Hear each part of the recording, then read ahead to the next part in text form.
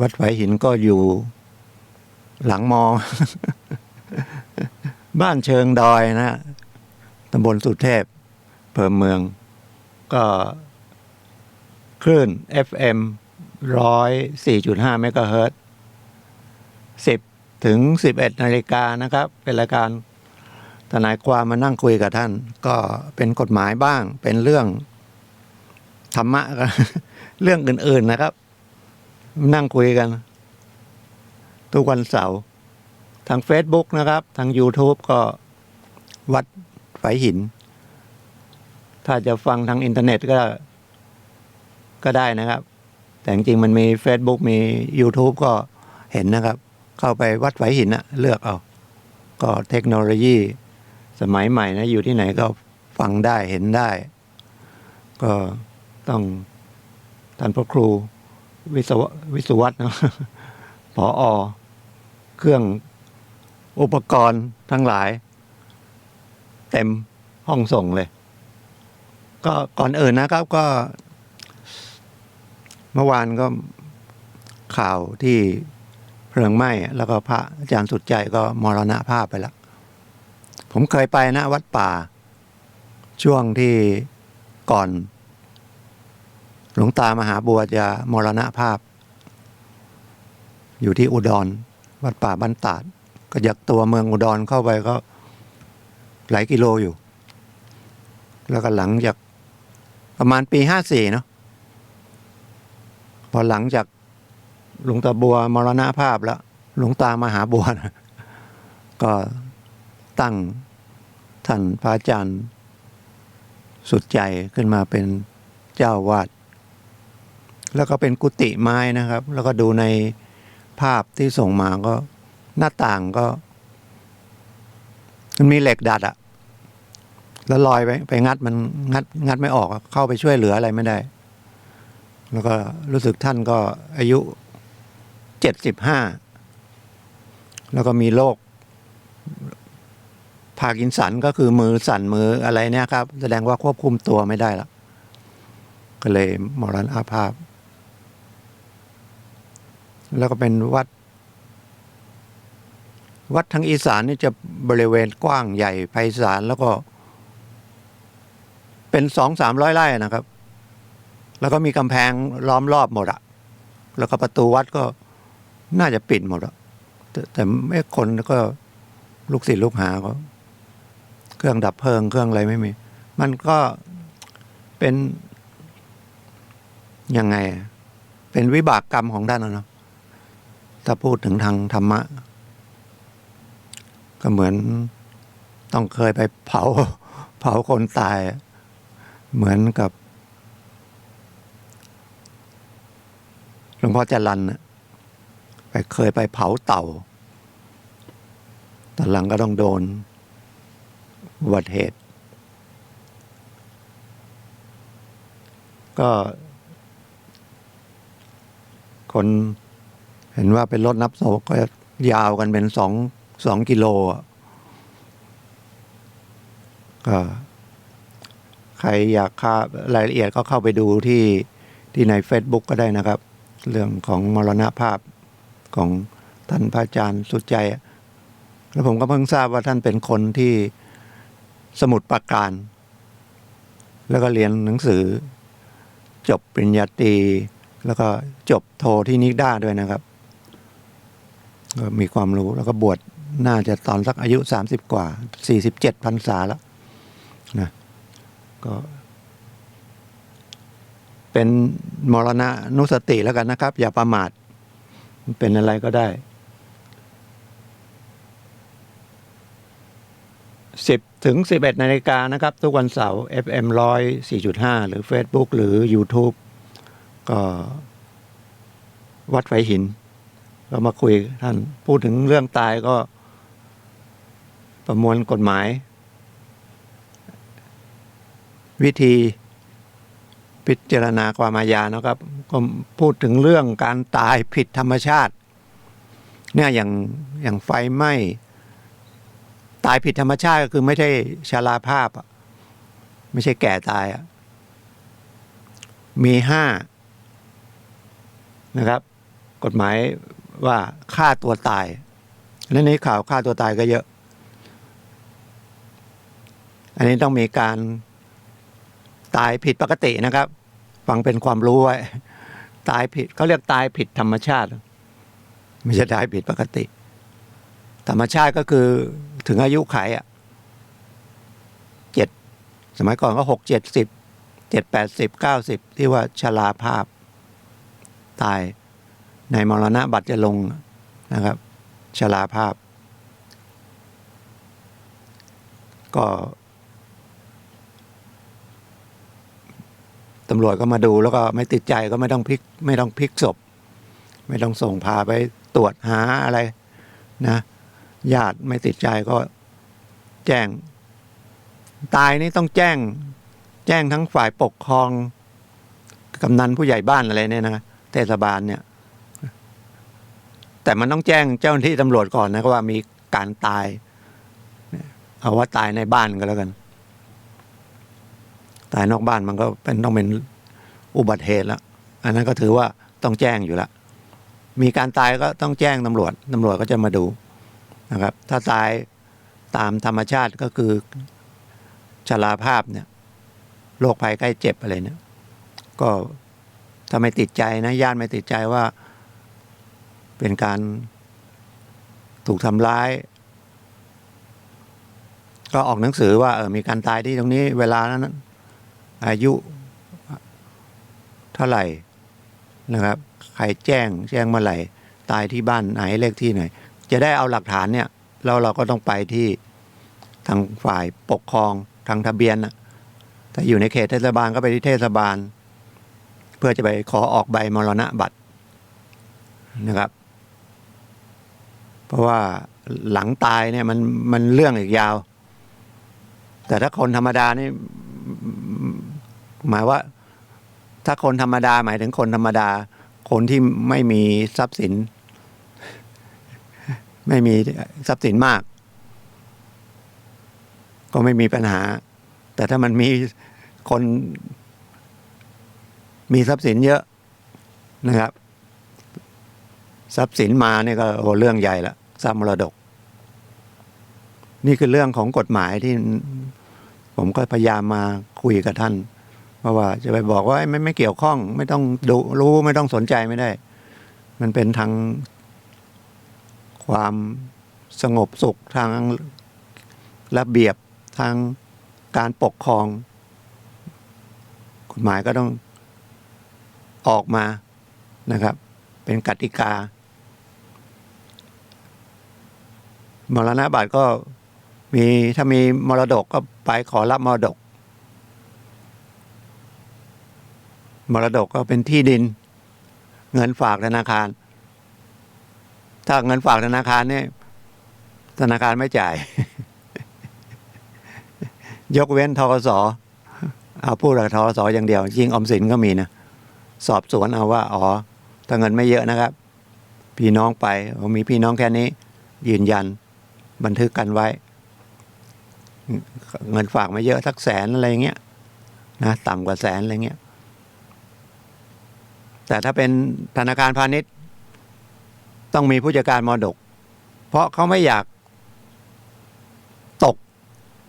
เป็นคดียังไงเกิดจ่ายมีคนมาบอก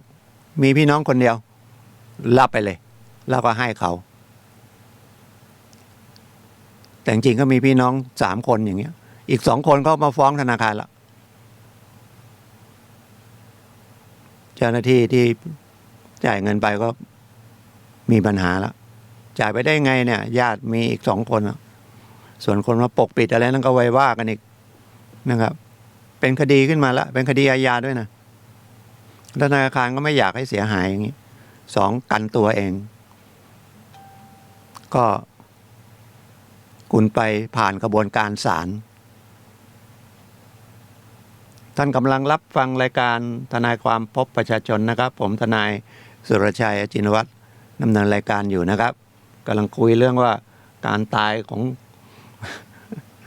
คนเราเนี่ยมันตายธรรมชาติก็คือชราภาพตายผิดธรรมชาติก็คือฆ่าตัวตาย ถูกคนอื่นฆ่าก็คือถูกฆาตกรรม ถูกสัตว์ทำร้ายอุบัติเหตุทุกอย่างนะไฟดูดตกน้ำตายรถชนตายอุบัติเหตุเนาะแล้วก็ตายไม่ทราบสาเหตุอันนี้ก็ต้องแจ้งตำรวจก็ต้องมาทำการพิสูจน์แต่ผมเราก็พูดเลยไปถ้าตายธรรมดา60-70อย่างผมตายเนี่ยท่านผมนอนหลับตายไปผมก็เขาน่าจะแทงชราภาพเนาะพออายุ70กว่า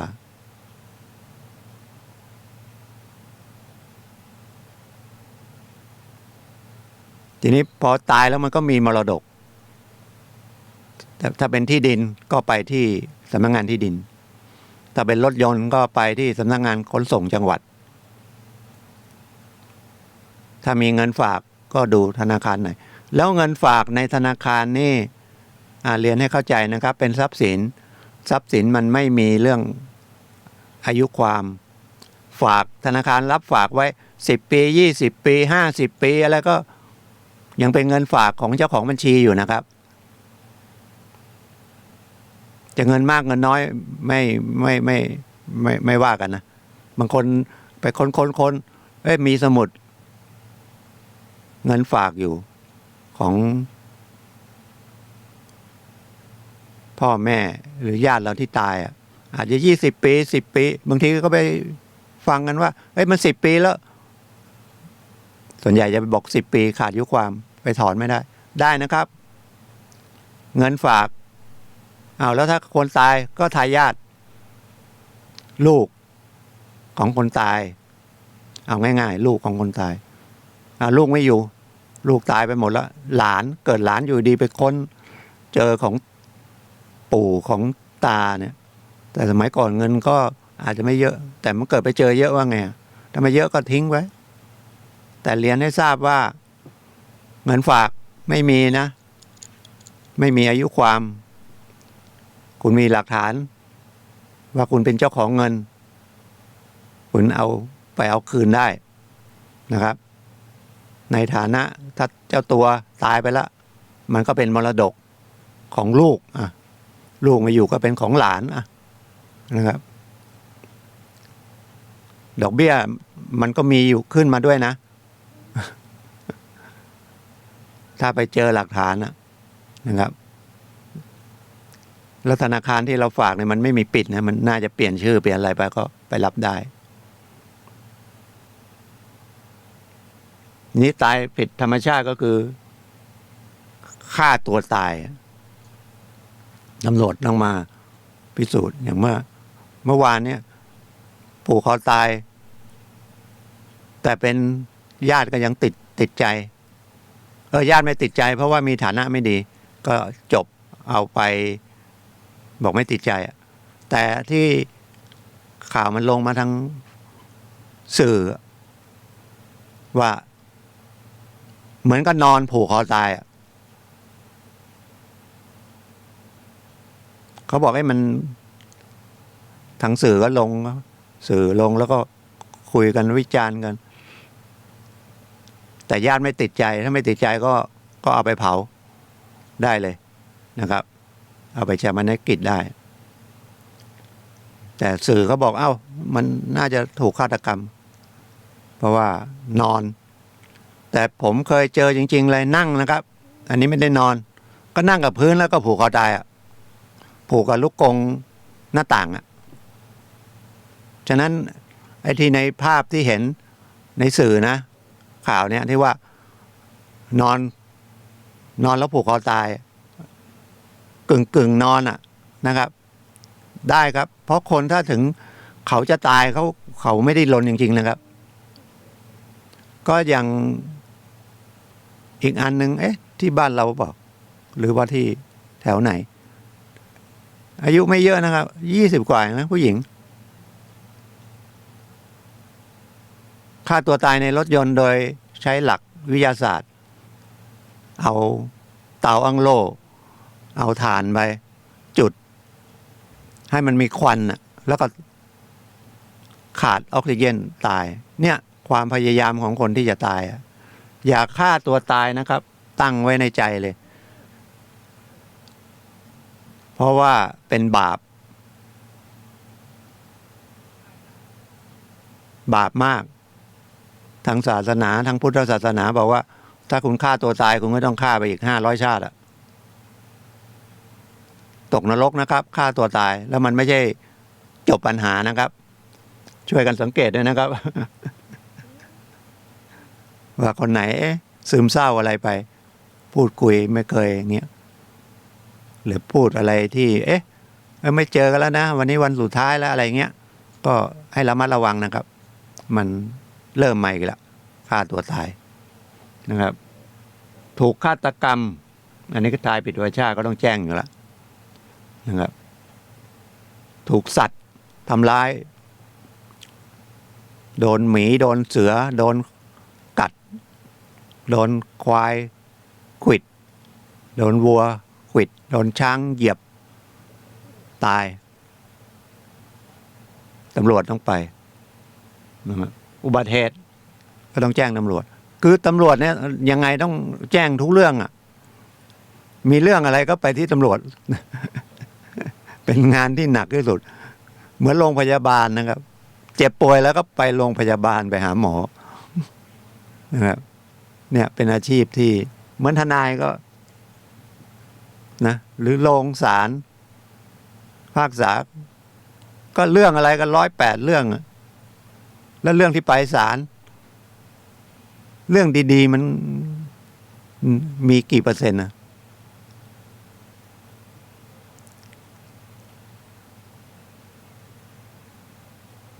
ร้องขอผู้การมรดกถือเป็นเรื่องดีบางทีก็ดีนะบางทีก็ทะเลาะกันนะผมยังนึกไม่ออกเนาะไปที่ไปศาลร้องขอเป็นผู้ปกครองเด็ก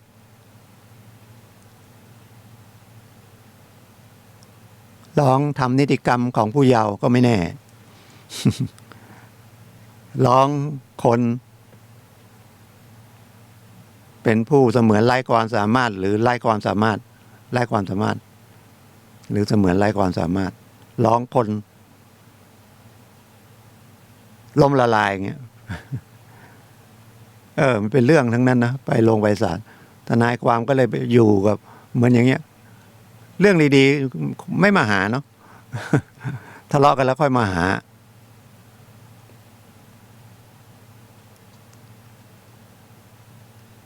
แต่ไม่ใช่ว่าทะเลาะกันเลยยุให้เขาทะเลาะกันมากขึ้นผิดจรรยาบรรณผิดมัญญาติของทนายนะครับยุ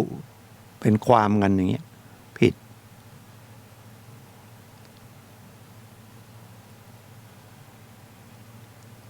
นอกจากคดีฆ่าตัวตายเริ่มมีแล้วก็คดีเรื่องเพศนะครับเมื่อวันศุกร์ผมก็ไปนั่งที่สถานีตำรวจภูธรเมืองลำพูนก็มีคดี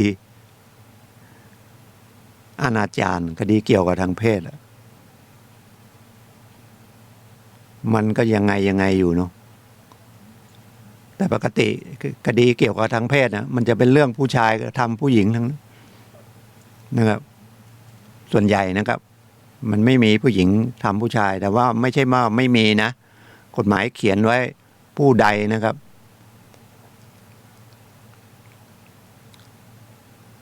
แก้ใหม่เนาะเดิมมันยังเป็นว่าผู้ใดข่มขืนหญิงอื่นที่ไม่ใช่ภรรยาของตนตอนหลังเขาแก้แล้วเนาะผู้ใดข่มขืนผู้อื่นเลยจะเป็นหญิงเป็นชายเป็นอะไรก็แล้วแต่นะครับข่มขืนมันก็ดูเรื่องอายุมาเกี่ยวข้องนะครับเนี่ย2ดูตำแหน่งหน้าที่ด้วยอันนั้นคุยเรื่องตายเอาขอเป็นแค่นั้นก่อนเนาะอันนี้คุยเรื่องเพศแล้ว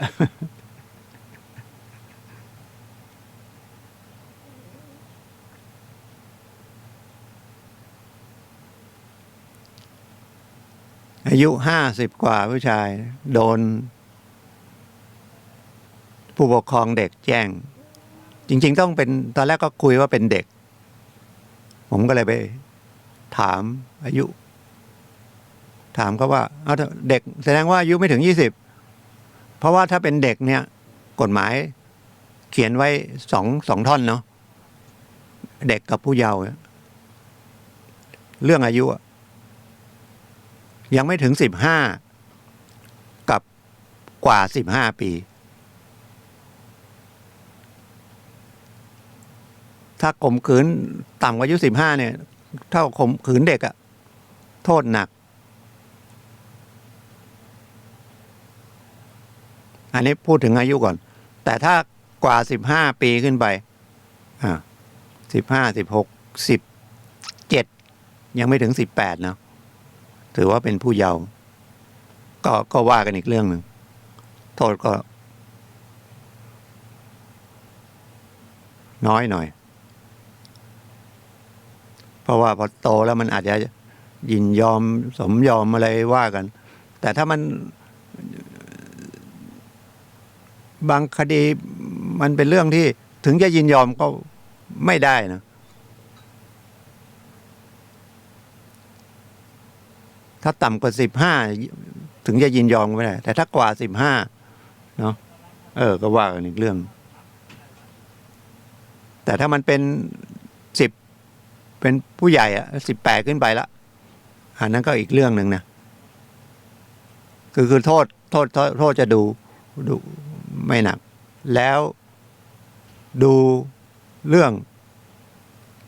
อันนี้โทษหนักครูข่มขืนสิทธิ์แต่ต้องดูได้นะไม่ใช่เป็นอาชีพครูแล้วไปข่มขืนนักเรียนที่ไม่ใช่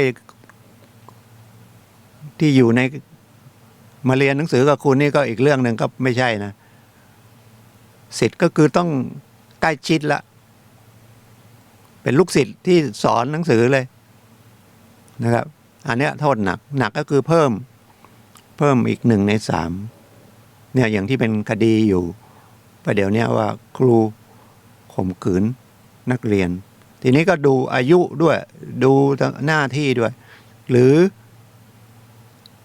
อยู่ในการควบคุมอย่างนักโทษในเรือนจำอย่างเงี้ยแล้วเจ้าหน้าที่เรือนจำไปข่มขืนเนี่ยอันนี้ก็โทษหนักนะครับเพิ่ม1 ใน 3หรืออยู่ในการควบคุมกันตำรวจแล้วตำรวจไปข่มขืนหรือกฎหมายใช้คำว่าสืบสันดานเนาะเป็นลูกเป็นหลานเนี่ยโทษหนักคำว่าโทษหนักก็คือบวกโทษอย่างคดีอนาจารเนี่ยก็อันนี้อนาจารนี่ส่วนใหญ่ผู้ชายจะไปจับผู้หญิงไปจับเขาทำไมร่างกายของผู้หญิงมันมีเหตุอะไรที่จะไปจับคดีที่เมื่อวานนี้ก็อย่างเงี้ยเด็กแต่คำว่าเด็กพอดีพอถามจริงๆมันไม่ใช่เด็กอายุ20ละถ้า20นี่ไม่ใช่เด็กละมันเป็นคดีที่อีกเรื่องหนึ่งเลยคำว่าอีกเรื่องหนึ่งไม่ใช่โทษหนักแล้วก็ผมบอกให้คุยกันนะว่าคุณไปจับไม้จับมือเด็กเฉพาะเหตุใดก็แล้วแต่นะครับแค่จับไม้จับมือนะอันเนี้ยไม่ใช่ต้องไปจับถ้าไปจับที่อื่นจับของสงวนเนี่ยไปจับหน้าอกไปจับตะโพกจับท้องน้อยอย่างเงี้ยปฏิเสธไม่ได้ละมันเรื่องอะไรต้องไปจับอันนี้ไปจับมือก็ถามไปจับเขาทำไมดังนั้นระมัดระวังนะครับลูกหลานมาบ้านแล้วก็บางทีจะเพราะเหตุอะไรเขาบอกเนี่ยเขาคุยกับเด็กมันก็เป็นเพื่อนของหลานแล้วก็มาทำงานช่วงปิดเทอมคุยแล้วก็ไปจับมือเขามันตอบไม่ได้นะจับมือทำไมผมเลยบอกให้คุยกันเพราะว่าอันนี้ไม่ใช่เด็กหรือผู้เยาว์เนี่ยเวลาตกเป็นผู้เสียหายหรือตกเป็นจำเลย นะครับ ได้รับความคุ้มครองทางกฎหมายก็คือต้องมีนะนักจิตวิทยาหรือนักสังคมสงเคราะห์มาต้องมีทนายความมาต้องมีบิดามารดามาอยู่ในการสอบสวนด้วยนะครับก็ดูแลเพราะว่าเด็กหรือผู้เยาว์อย่างเงี้ยนะครับก็ดูอายุนี่ใครว่าไม่สำคัญกฎหมายก็เอาอายุเนี่ยนะครับถ้ายังไม่ถึง10ก็ถือว่าเป็นเด็กถ้า10ไปถึง15อย่างเงี้ย15ไปถึง17ยังไม่ถึง18ไปทำผิดทำอะไรก็ขึ้นศาลเยาวชนก็ไม่มีโทษทางอาญานะครับ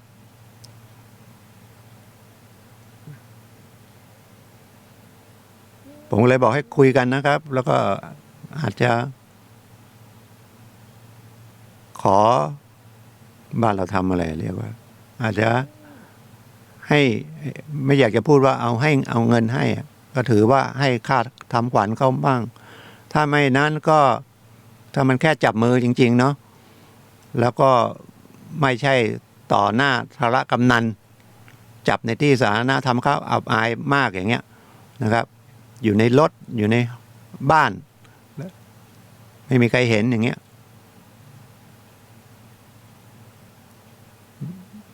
เกี่ยวกับอนาจารนะครับมันเป็นคดียอมความได้อันนี้ของผู้ใหญ่นะเด็กนี่ยอมความไม่ได้นะคำว่ายอมความได้ก็ตกลงกันได้ว่าไม่เอาเรื่องเราก็อาจจะคุยกับเขานะครับจ่ายค่าทำขวัญเขานะครับขอสุมาโทษเขาแล้วก็เราจะไปทำอีกหรือแล้วก็แต่ต้องขึ้นศาลอยู่ดีนะครับแต่ขึ้นศาลไปถ้าศาลสอบประวัติแล้วไม่มีพฤติกรรมอย่างนี้แล้วพฤติกรรมมันก็ไม่ใช่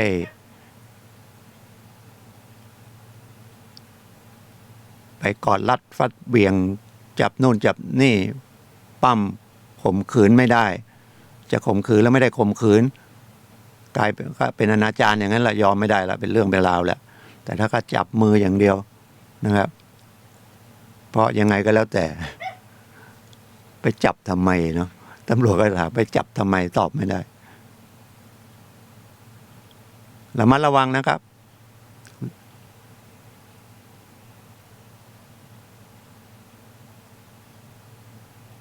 เพราะว่ามันเป็นคดีแล้วยังไงก็ไม่เห็นมีคดีไหนที่ทำให้คู่คดีโจทย์จำเลยสบายใจมีไหม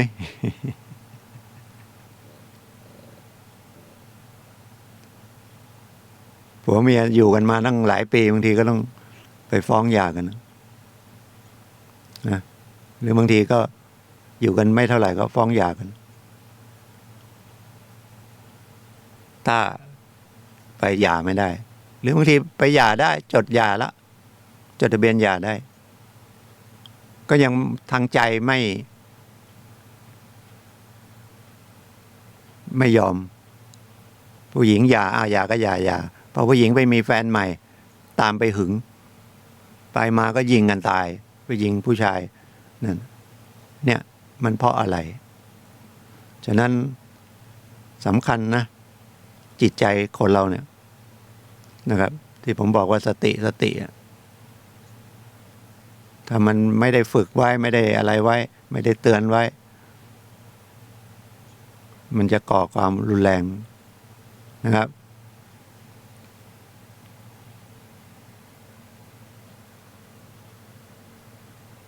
อันนี้ก็เป็นเรื่องตายวันนี้เรื่องเพศนะข่มขืนอนาจารเอาอีกเรื่องหนึ่งในเห็นข่าวที่ว่า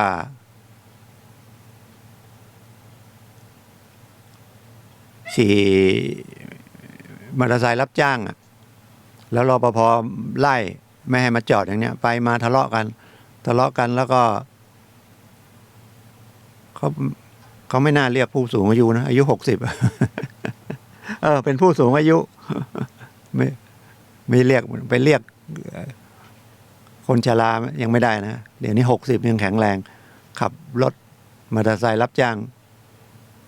แล้วไปจอดหน้าบริษัทหน้าอะไรรปภมาไล่คนมีอายุนะ60 2 คนผัวเมียยังขับมอเตอร์ไซค์รับจ้างรปภไปไล่ก็เลยวิวาทกันชกต่อยกั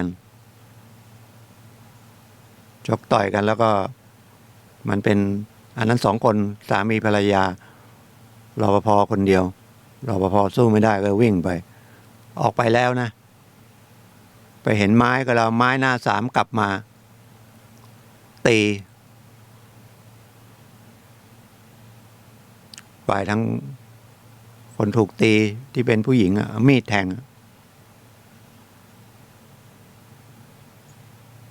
หรือว่าเอามีดแทงแล้วไปยังไม่เป็นไรออกไปเอาไม้มาตีแล้วเลยแทงอีกทีเลยตายผู้หญิงที่แทงก็โดนแจ้งข้อหาเจตนาฆ่านะครับแต่ถ้าดูตามภาพนะบางทีอาจจะอันนี้ในมุมมองผมนะว่าตามภาพที่เห็นมันก็อาจจะเป็นการป้องกันตัวหรือการทำร้ายถึงตายอาจจะเป็นเพราะว่าทะเลาะวิวาทกันโทษมันไม่เท่ากันนะเจตนาฆ่าถ้าเจตนาฆ่านะโทษมันประหารชีวิตแต่ถ้าทำร้ายถึงตายเนี่ยโทษย่อมลงมาเยอะเลยนะอาจจะเป็น15 ปีหรือประมาณนั้นหมายถึงสูงสุดนะแต่ถ้ามันเป็นเรื่องป้องกันบันดาลถ้าเป็นเรื่องบันดาลโทสะศาลจะลงโทษน้อยเท่าไหร่ก็ได้ท่านผู้ฟังคงเคยเห็นนะข่าวเขาก็จะสู้คดีกันว่าหรือบันดาลโทสะแต่เราก็ต้องไปสืบพยานให้ศาลเห็นว่ามันเป็นบันดาลโทสะไหมบันดาลโทสะคือเราถูกทำร้ายทางร่างกายหรือจิตใจอย่างรุนแรงเราก็เกิดโมโหแล้วเราก็ป้องกันตัวไปแทงเขาตายหรือไปยิงเขาตายศาลก็ลงโทษนะแต่น้อยเท่าไหร่ก็ได้ไม่มีขั้นต่ำเช่นยกตัวอย่างกลับมาบ้านผู้ชายกลับมาบ้านไปทำงานปกติก็กลับตอนเย็นวันนั้นกลางวันลืมของออกจากบ้านไปกลางวันบ่ายๆก็กลับมาบ้านอ้าวขึ้นทำไมบ้านขึ้นไปเห็นเมียนอนกับผู้ชายอย่างเงี้ยหรือผู้ชายนอนกับเมียตัวเอง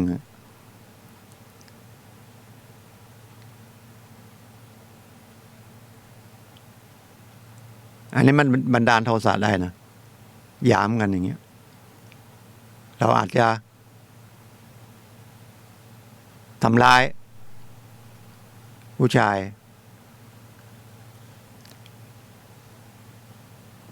อาจจะตีใช้ไม้ตีสมมุตินะครับอาจจะมีไม้เม็ดบอลอยู่หน้าประตูอะไรหยิบไปฟาดไปทีเดียวถูกจุดสำคัญผู้ชายคนนั้นตายอันเนี้ยอาจจะเป็นเรื่องบันดาลโทสะได้แต่ตำรวจก็เขาสอบแล้วก็จะแจ้งข้อหาเนี่ยอาจจะ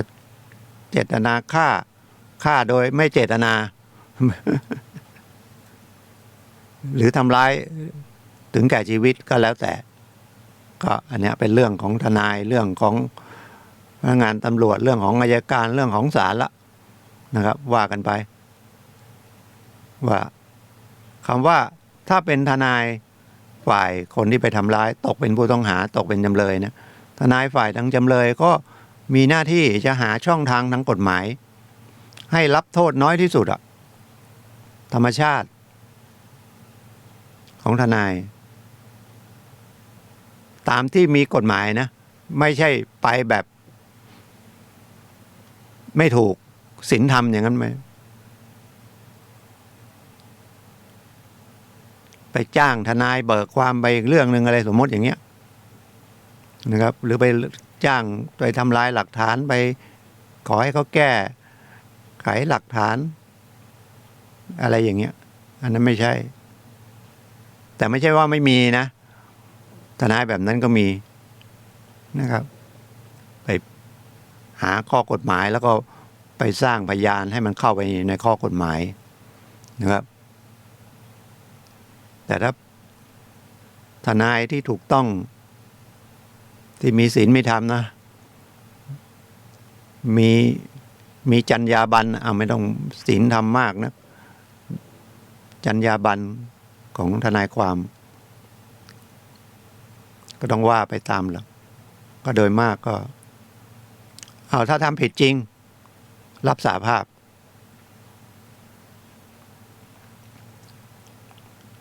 ให้ความร่วมมือต่อศาลดีก็เนี่ยการรับสาภาพ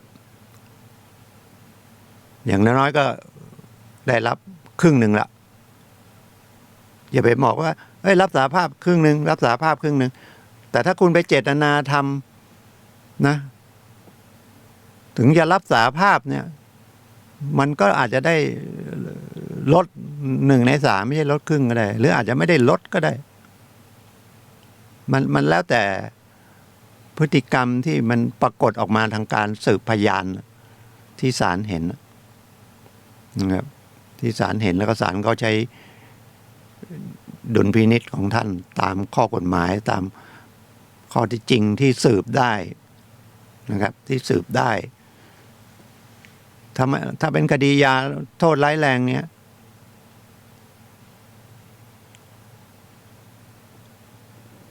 อย่าง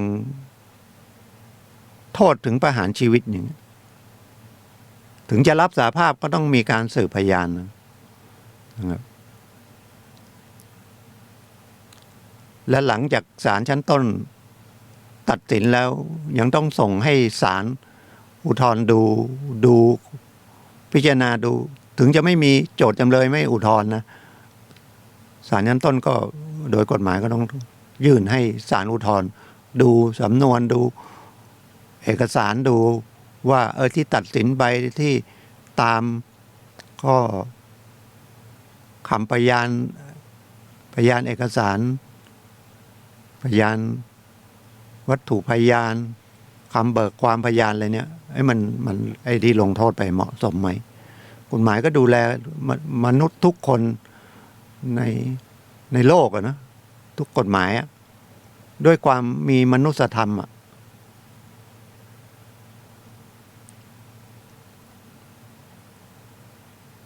แล้วพอขึ้นคดีไปจะเป็นคดีอาญาเนี่ยถ้าโทษประหารชีวิตเนี่ยเขาต้องตั้งทนายให้เลยนะครับแต่ถ้าโทษไม่สูงถึงขนาดนั้นก็อาจจะถามก่อนจะเอาทนายไหมถ้าเอาก็ตั้งได้หรือไม่นั้นเราก็ร้องเลยขอศาลเลยนะครับให้ตั้งให้ในคดีอาญานะรวมทั้งคดีสมมติว่าคดีรถชนกันเนี่ยแล้วเสียชีวิตเนี่ยนะครับก็ผู้เสียหายเป็นลูกเป็นภรรยาเป็นพ่อแม่ของผู้เสียชีวิตอย่างเงี้ยนะครับที่ไปถูกรถชนตายเราก็ร้องนะให้ศาลทำให้เลยได้ขอค่าเลี้ยงดูค่าอะไรเนี่ยค่าสินไหมทดแทนในการเสียชีวิตเนี่ยได้นะครับแล้วถ้าต้องการทนายก็ขอศาลก็ตั้งให้ได้นะเขาเรียกว่ามันคดีแพ่งเนื่องคดีอาญาแล้วก็ถ้าเป็นคดีเกี่ยวกับทรัพย์เกี่ยวกับตายเนี่ยอัยการโจทย์เนี่ยเขาก็จะร้องอย่างคดีเกี่ยวกับทรัพย์ลักทรัพย์ก็ให้ชดใช้ทรัพย์หรือราคาทรัพย์กฎหมายก็เขียนนะครับไอ้นั่นก็ลงโทษไปติดคุกด้วยแล้วมีหน้าที่ต้องเอาทรัพย์ที่ขโมยมาคืนขโมยรถยนต์ไปท ถ้าไม่เอารถยนต์มาคืนก็ต้องใช้ค่ารถยนต์นะครับฉะนั้นให้เข้าใจว่าติดคุกแล้วจบไม่ใช่แต่ถ้ามันไม่มีอะไรเลยเนี่ยมันก็เราก็ไม่ได้อะไรเนาะแต่กฎหมายเขียนไว้อย่างนั้นนะครับบัญญัติไว้อย่างนั้นเลยว่าถ้าคดีเกี่ยวกับทรัพย์ก็ให้เรียกทรัพย์คืนมาให้ด้วยอย่างคดียักยอกคดีช่อโกงอย่างเงี้ยนะครับเรียกเงินไอ้นั่นก็ติดคุกไปแล้วก็ยังต้องใช้เงินด้วยแต่จะมีใช้ไม่มีใช้นั่นก็อีกเรื่องละนะครับเพราะว่ามันถ้าไม่มีมันก็ไม่มีหรืออย่างเสียค่าปรับถ้าไม่มีค่าปรับก็อาจจะต้องติดคุก เพิ่มแทนค่าปรับก็คุยกับท่านประมาณนี้นะครับทุกวันเสาร์10 นาฬิกาถึง 11 นาฬิกาทางสถานีวิทยุวัดไฝหินถ้าทางวิทยุธรรมดาปกติเลยก็คลื่น FM 104.5 เมกะเฮิรตซ์นะครับถ้ามีอินเทอร์เน็ตมีมือถือเข้า Facebook เข้า YouTube นะครับก็วัดไฝหินก็ได้เห็นภาพได้ยินเสียง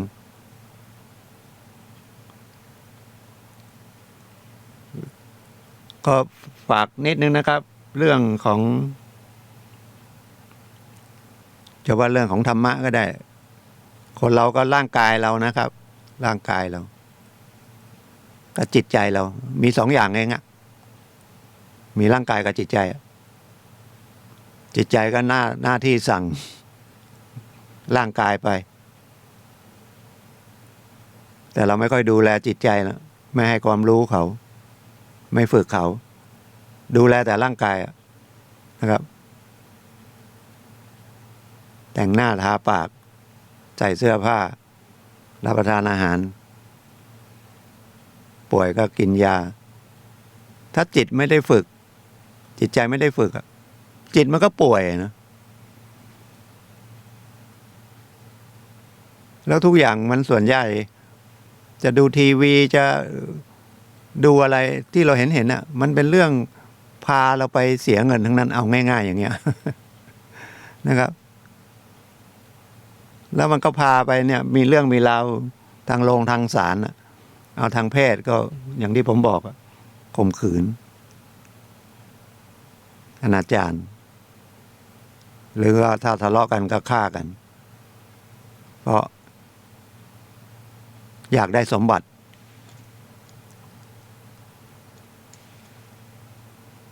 อยากได้ทรัพย์สินเขาไม่ฆ่ากันลักนะครับไม่นั้นก็ไปฆ่ายาบ้ามันผิดทั้งนั้นเพราะจิตใจมันคิดผิดไม่ได้อบรมเขามันก็ฝึกไม่ยากนะครับสวดมนต์ไหว้พระก็ได้อรหังสัมมานะครับอิติปิโสภควาก็ได้อันนี้หมายอิติปิโสภควาแล้วก็ไปสวากขาโตแล้วก็สุปฏิปันโนนะครับถ้าเราเข้ามีห้องพระเราก็เข้าพระไม่มีพระมีรูปพระมีรูปปั้นพุทธรูปมีรูปถ่ายก็ได้นะครับก็นึกถึงพระพุทธเจ้าว่าอะไรแล้วธรรมะของท่านท่านไม่ได้มาบอกว่าให้ไปจี้ไปปล้นก็รับศีล 5กันไม่รู้เท่าไหร่คนไทยแล้วก็รับแล้วก็วางคืนเมื่อเราไปเรียนหนังสือเนาะครูบาอาจารย์ก็สอนให้ดังเยอะๆแล้วก็ได้มั่งไม่ได้มั่งแล้วก็ทิ้งไว้ให้ครูไม่ได้เอามาทบทวนมุ่งอย่างเดียวหาเงินเราก็คิดว่าเงินไปซื้อความสุขได้ซื้อความสะดวกนะครับไม่ใช่ซื้อความสุขมันเลยดิ้นรนกันไปหาเงินหาทองเพื่อจะได้ความสะดวกผมไม่ใช่บอกให้เกียรติค้านนะใครมีช่องทางก็ได้แต่ว่าควรอย่างน้อยในฐานะที่ประเทศไทยก็ลงว่า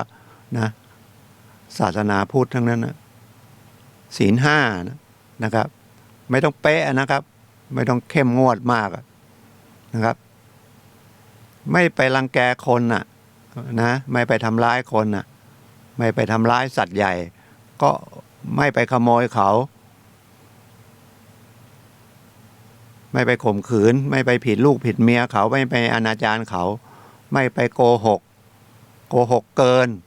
ถ้าขายของอะไรนี่ก็เฮ้ยฉันซื้อมาแพงฉันก็ขายแพงหน่อย ราคาเนี้ยได้ อาจจะซื้อ5 บาทขาย10 บาทก็ได้ ขาย20 บาทก็ได้ มันมีต้นทุนอื่นอ่ะ ถ้าพอใจกันก็แล้ว ซื้อลอตเตอรี่เขาขาย100เราพอใจก็ซื้อไปซื้อชุดมันอาจจะเป็น200ก็ได้ ซื้อที20 ใบเลยเลขเดียวกันอย่างเงี้ยอาจจะใบ200 300ทั้งที่ใบ80 บาทมันมีค่าอะไรเยอะแยะแต่อย่าให้ตำรวจเห็นนะ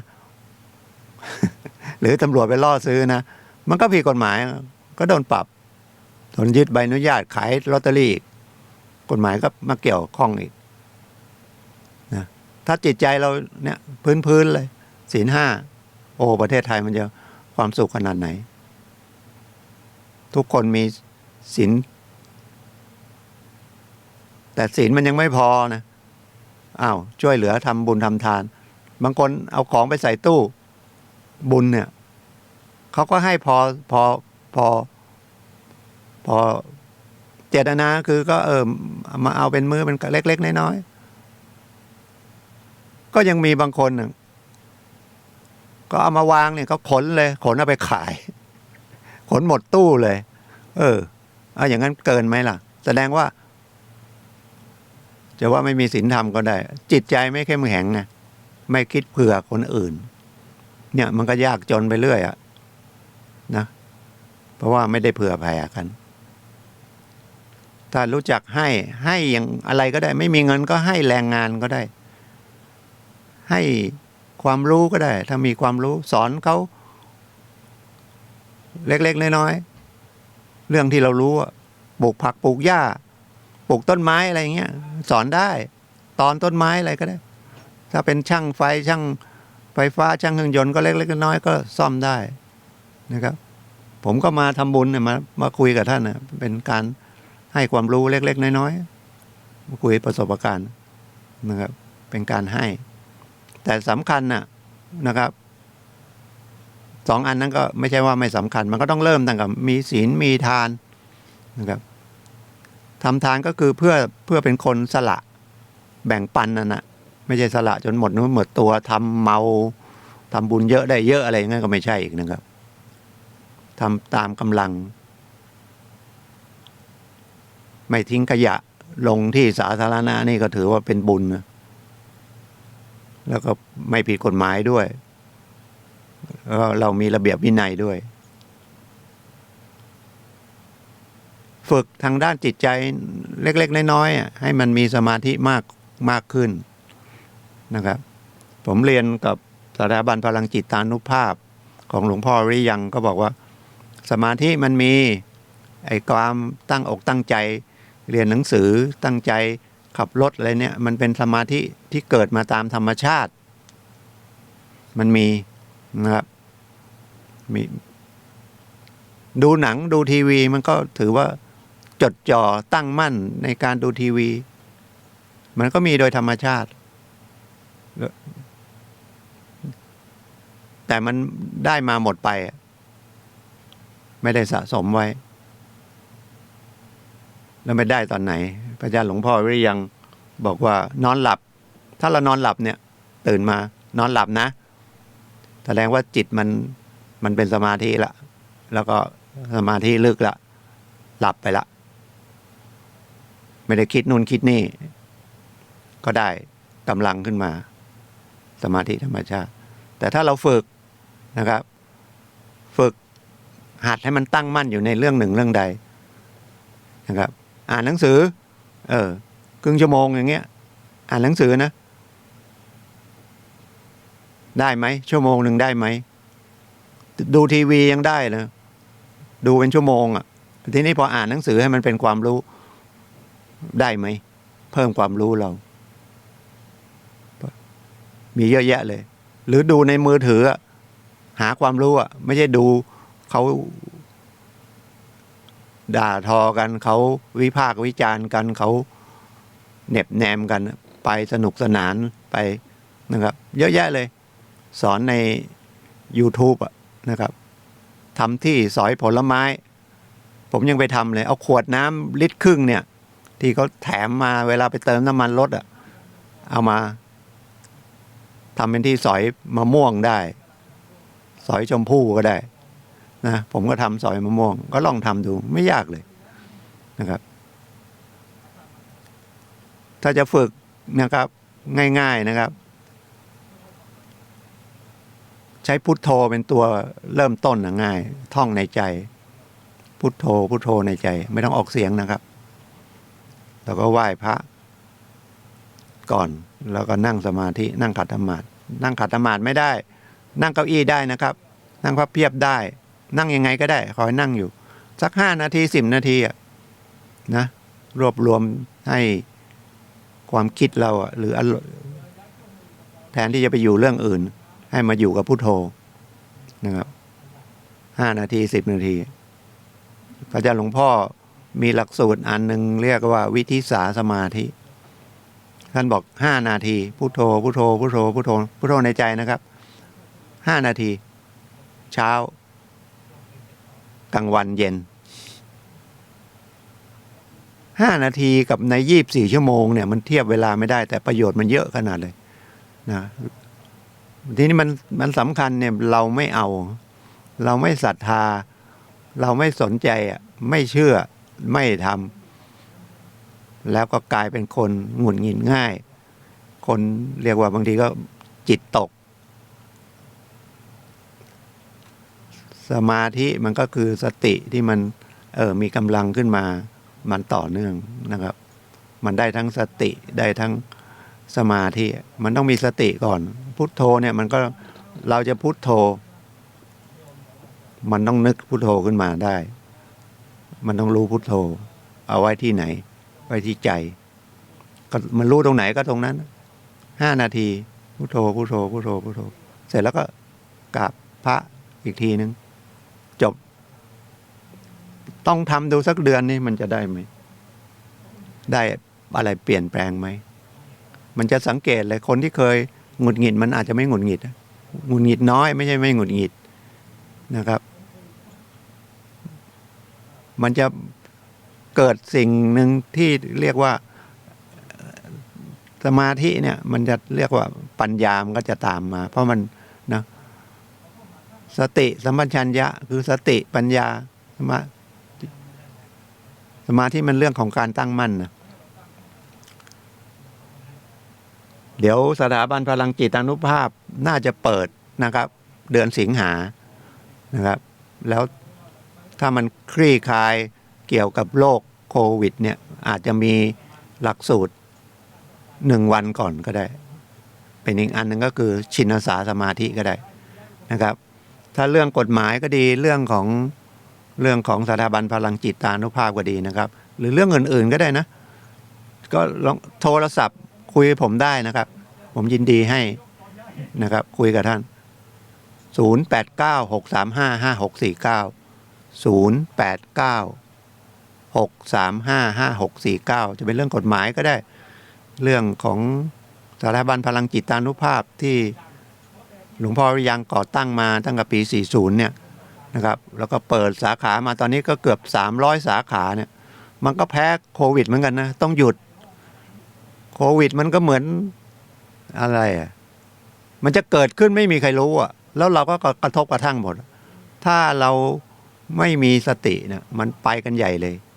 นะครับไปกันใหญ่สติยังไงใส่หน้ากากล้างมือนะครับระมัดระวังก็คือเรื่องอาหารการกินเรื่องระยะห่างนะครับแล้วก็หน้ากากอย่าเผลอนะผมยังเผลอเลยวันนี้เข้าวัดทางปกติไม่ได้ต้นไม้ล้ม ก็เลยไปเข้าทางชัยสถานหยิบนู่นหยิบนี่นะครับ